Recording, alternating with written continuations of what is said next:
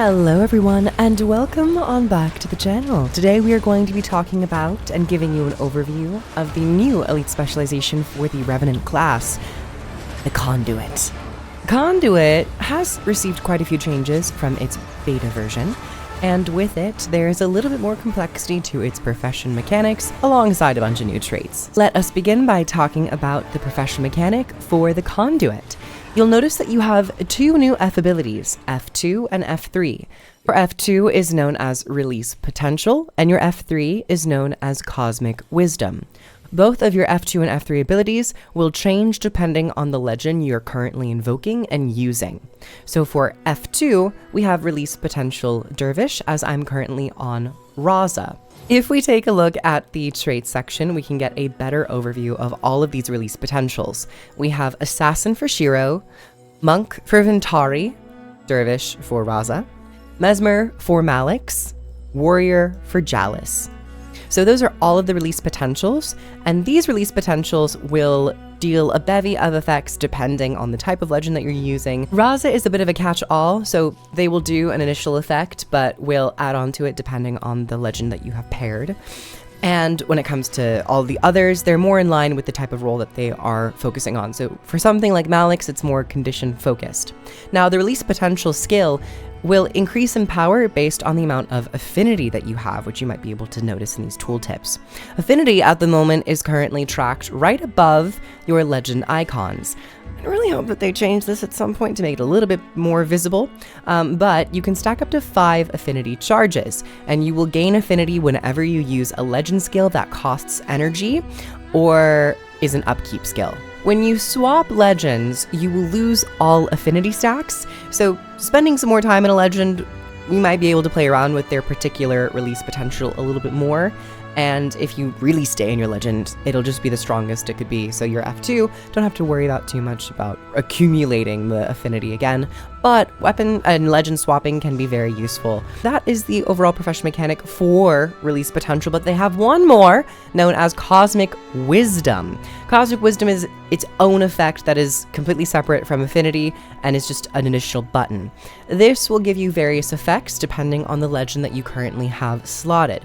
So for the Assassin, if you're taking Shiro, whenever you use a legendary assassin skill, or while channeling impossible odds, you'll fire enchanted daggers. Change a trait because there's some tooltip information there that is not needed. If you're the Monk, you will always have your tablet skills be empowered. For the Mesmer, which is Malix, your legendary demon stand skills will have reduced energy cost, but at the cost of an increased cooldown. And for Jalis, the Warrior, while you have any unique legendary dwarf stance beneficial effect active, you will deal damage to nearby enemies when you are attacked. And then for Raza, when you use a legendary entity skill, so one of his utility skills, a magical scythe appears and spins around you, dealing damage to enemies. And they all come with this beautiful crown effect with different colors depending on the type of legend that you are in.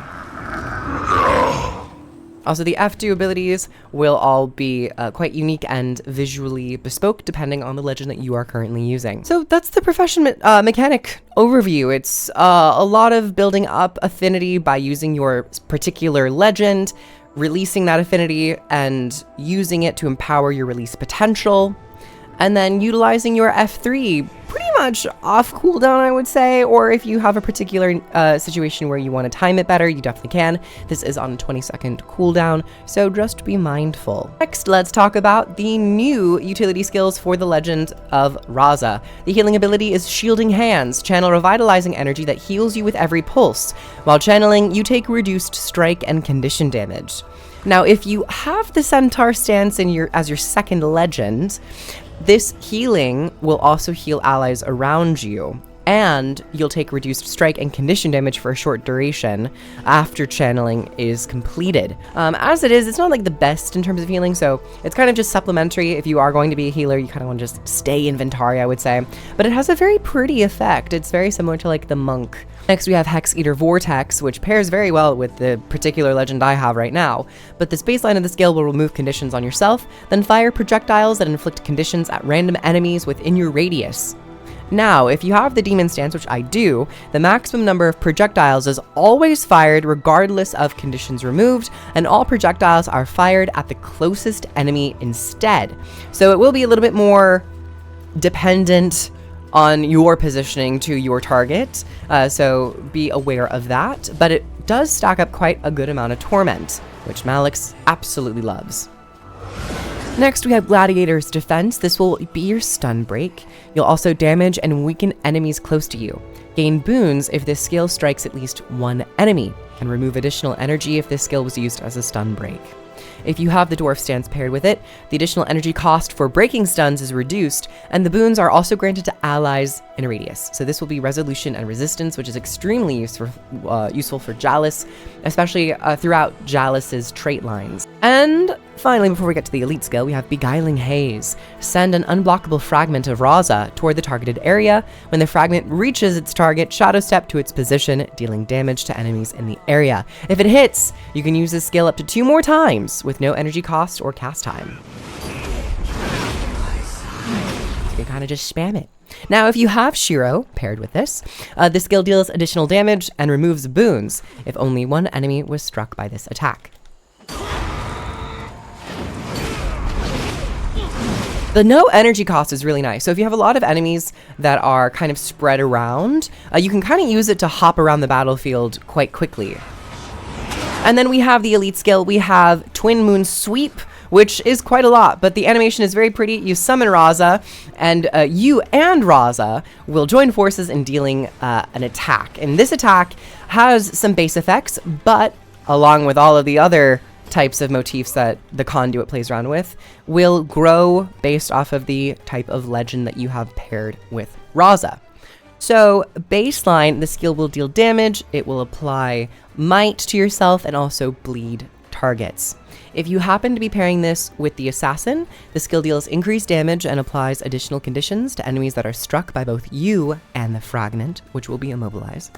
For the Demon Stance, you and the Fragment shatter after the initial attack, dealing additional damage and confusion to enemies. For the Centaur Stance, you will heal allies in range of you and the Fragment. For each enemy struck, you'll remove conditions from yourself. And the Dwarf Stance, you gain boons when the skill begins casting. Enemies struck by both you and the Fragment are additionally stunned, which is very nice. But it's a really nice ability for Jalis in terms of stability application. Resistance and Resolution is just, additional things that we've already been seeing throughout. And it's a really fun elite skill, I will say. It is very visually impactful. I like seeing the animation burst off. It's really, really cool. And the fact that if you double up for some of these effects, it is really nice, especially for Jalis. If you both hit, you stun, etc., etc. It's just very, very nice. And next, we'll move on to the traits for the Conduit and go over some of the choices that you can make. So first up, we have Bolstered Bonds. Gain attributes based on your equipped legend. Those attributes are increased further when Cosmic Wisdom is active. This is actually a beautiful callback. This is the first time I'm actually reading this particular trait. The beta version of the Conduit really was all about the passive stat bonuses, and it was tied to your Cosmic Wisdom. So it's actually beautiful to see that they have brought that along into the live version with its minor trait with Bolstered Bonds. So yes, you have additional attributes depending on the legends you take. Next, we have Numinous Gift. The third minor traits of other specializations you equip have improved effectiveness. Gain might and additional boons based off of your legend when you use Cosmic Wisdom. So you'll also notice that all of these third traits for the Revenant have blue text. That means that this particular trait is being affected by something, and that something is the Numinous Gift. So for example, with Corruption, you have increased duration of damaging conditions. Now let's talk about the Adepts. First, we have Conductive Armaments. Gain affinity when using a weapon skill that costs energy. So really anything aside from your auto attack while you're in combat will give you affinity charges. Boundless Knowledge. Gain boons when you reach maximum affinity. This is nice if you're playing a more legend swapping build so that you can gain multiple packets and pulses of this. It is long duration, but swiftness regen and vigor are quite nice in terms of defensive supportive boons. And then finally for the Adept, we have Lingering Determination. Gain affinity when you invoke a different legend. So instead of it being off of your weapon casts, it's just based off of you swapping legends while in combat. You'll gain affinity. It's interesting. It's fine. These are all affinity-focused traits. Now for the master tier, we have Kinetic Insight. The recharge of release potential, your F2, is reduced. The effectiveness of release potential skills are increased, as if you had 2 additional points of affinity, up to a maximum of 5. Now, that second part is a little strange. I don't know exactly what it means. I'm guessing that it still means that you can only get up to quote-unquote 5 affinity in terms of its power, but that if you use your F2 ability without being at 5 affinity, like say you're at 2 or 3, it will act as if you already had a baseline of 2, so it'll just be stronger. Kinetic Insight is just a way for you to have a better time using your F2 ability. And then next we have Expanded Consciousness. Heal and gain endurance whenever you gain affinity. Additionally, gain energy when you reach maximum affinity. It's a lot of healing and it's a good amount of endurance, and that energy gain can be extremely useful, especially if you are bouncing between legends quite often, and depending on your traits and how you play, you can get that quite quickly to get good energy boosts. Next, Ethereal Purification. Lose conditions when activating Cosmic Wisdom, and at a set interval while Cosmic Wisdom is active. So this is your F3. While this ability is active, you're going to be removing those conditions. It's a nice self-sustained trait, particularly I would imagine for competitive modes. Now for the Grandmasters. We have Mistfire. This was the trait that was affecting my F3. So, Mistfire. Apply conditions to enemies when you disable them. Additionally, perform a strike when you use Cosmic Wisdom that damages and dazes enemies. Anger rising. So F3, your Cosmic Wisdom is now a pretty strong attack because you're getting that damage and that burn and the daze. I don't know if this doubles up per se, because it does seem to have a 1-second cooldown. So this, like your F3 won't give you 4 stacks of burning. It might not do that. Next, we have Enhanced Embodiment. Reduce the recharge of invoking legends in combat. Invoking legends while Cosmic Wisdom is active extends its duration. So the recharge reduction is 40%, which is nothing to scoff at. And then if you are using Cosmic Wisdom while in combat and you happen to swap legends, it will be replenished by 1 second. In all honesty, that 1 second is like barely noticeable in my experience. So it's just something to keep track of. It's like a nice little benefit. I really find it to be a strange one because it doesn't allow you to permanently juggle between the different states of Cosmic Wisdom. I think it definitely is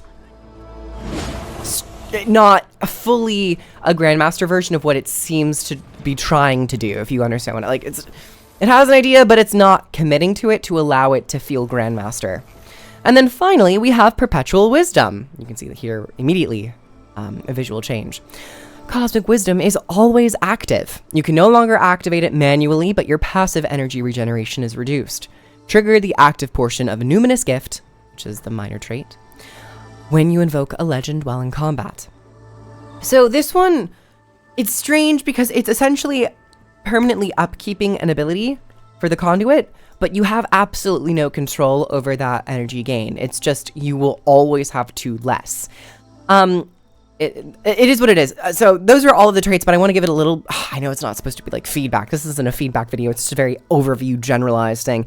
But I'm going to admit, from a consumer standpoint, these are, I think, the most weak Grandmaster traits out of all of the Elite specializations. Conduit has absolutely been below the bar of what I expect for Grandmaster effects. And Mistfire feels so reminiscent to a lot of what Corruption really does with like explosive condition effects around the Revenant. So it's not new.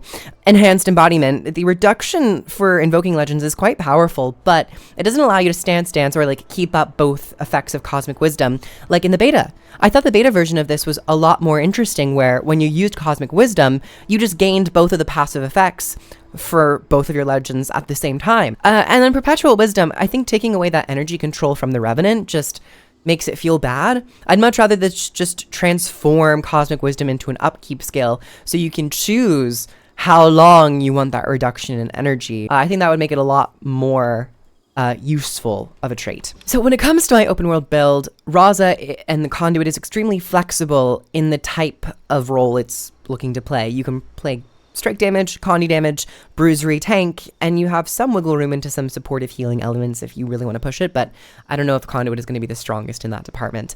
So I am taking a condition route, a Conduit playstyle, taking a lot of Vipers, taking Mace, Axe, and Spear, and then for my traits, I'm going with Invocation and Corruption, standard Invocation stuff, Rising Tide, Incensed Response, and Charged Mists, Corruption, of course, for the Conduit, Acolyte of Torment, Pact of Pain, and Diabolic Inferno. And then when it comes to the Conduit, I do find the top line to be the most reliable, in my experience, for the open world gameplay. Conductive Armaments, you could change this out for Lingering Determination if you would like, but Kinetic Insight is really nice for the F2 empowerments, and then Mistfire, just because I think it's the best Grandmaster out of these two.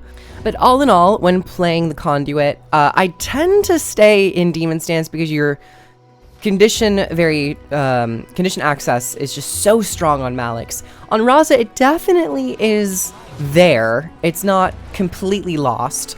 It's nice to just pop it a little bit. You have elements of like your F2 that gives you some bleed. You have Hex Eater Vortex for that torment, and additional elements with Twin Moon Sweep for additional bleeding and also confusion. So you do have conditions there for you to play this as a Conduit spec. But going into Malix, it really is all about just building up those stacks of affinity so that your F2 can get as strong as it can possibly get, so that while you're channeling your elite, you can pop really strong F2s to just burst out some more of that torment. So you can definitely get a good amount of condition application, and I will say it's a very fun elite specialization. I think it has a little bit more room to grow, and I'm gonna be interested to see where they take the Conduit, and if they're going to maybe just smooth out some of what I believe to be the rough edges of some of their traits. And yeah, it's a very good elite specialization. It is perfectly playable and very fun. Thank you all so very much for coming on by to watch this overview video on the new class guide for the Revenant, a la the Conduit elite specialization. If you would like to watch all of my other videos in regards to all of the other elite specs, they are on my channel, and we have 2 more to go to finish up the series, so be on the lookout for that. Subscribe to be notified of when those go up. Like, comment, and of course subscribe. Catch me over on Twitch Fridays and the weekends while I am streaming Guild Wars 2 and various other RPGs. And if you'd like to purchase Visions of Eternity, I have links in the description below. Thank you so very much, ArenaNet, and I'll see you guys in the next one. Bye everyone. Mwah.